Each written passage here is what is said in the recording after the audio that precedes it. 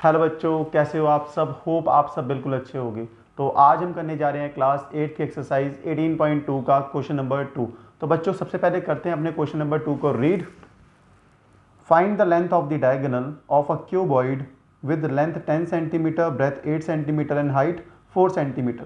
आपको कहा गया है कि एक आपके पास क्यूबॉइड है, उसके डायगोनल की आपको लेंथ फाइंड करनी है कि लेंथ क्या होगी डायगोनल की। आपको उस क्यूबॉइड की डायमेंशंस दे रखी हैं, लेंथ भी पता है, ब्रेथ भी पता है और हाइट भी पता है। सबसे पहले जो गिवन है आपके पास लेंथ 10 सेंटीमीटर, ब्रेथ 8 सेंटीमीटर और हाइट 4 सेंटीमीटर, उसको लिख लेते हैं जो गिवन है।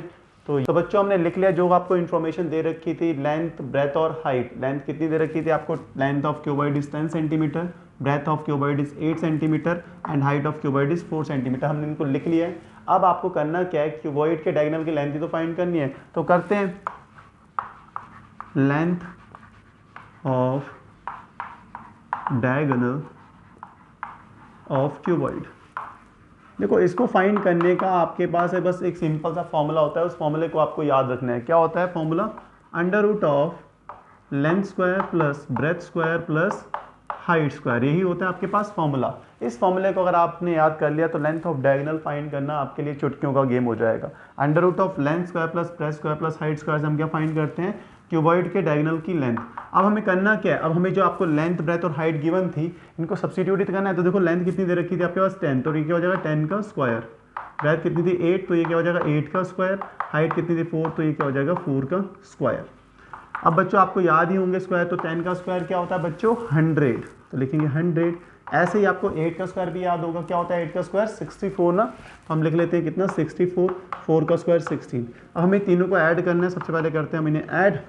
तो 64 प्लस 16 इज 80, 100 प्लस 80 इज 180, यही हो जाएगा। अब इसे और सिंप्लीफाई कर सकते हैं। हम क्या करते हैं, इसे ब्रेक करते हैं, स्प्लिट करते हैं, किससे, प्राइम फैक्टराइजेशन मेथड से। देखो 180 है तो 2 से करते हैं, 2 9 ज़ा 18, 0, 2 4 ज़ा 8, 2 5 ज़ा 10।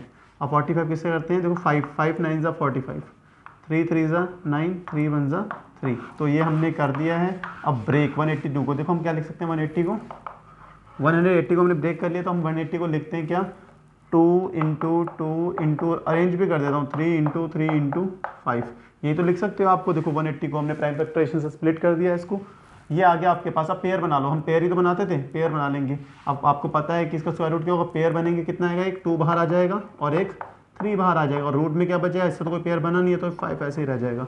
तो 3 2 जा 6, तो क्या आ गया 6 अंडर रूट 5 सेंटीमीटर।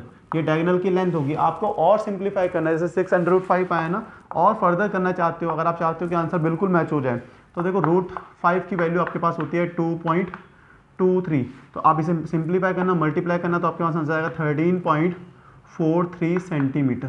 तो ये हो जाएगा फाइनल आंसर। यहाँ तक भी बिल्कुल सही है, और आप चाहो तो रूट 5 की वैल्यू भी सब्स्टिट्यूट कर सकते हो 2.23, तो आपका ये आंसर आ जाएगा 13.43 सेंटीमीटर। यही था आपका आज का क्वेश्चन। होप आपको समझ में आ गया होगा। अगर अभी भी कोई डाउट है यार तो कमेंट सेक्शन किस लिए यार, आप कमेंट करो। मिलते हैं नेक्स्ट क्वेश्चन में नेक्स्ट वीडियो के साथ, तब तक के लिए bye bye, good night, take care.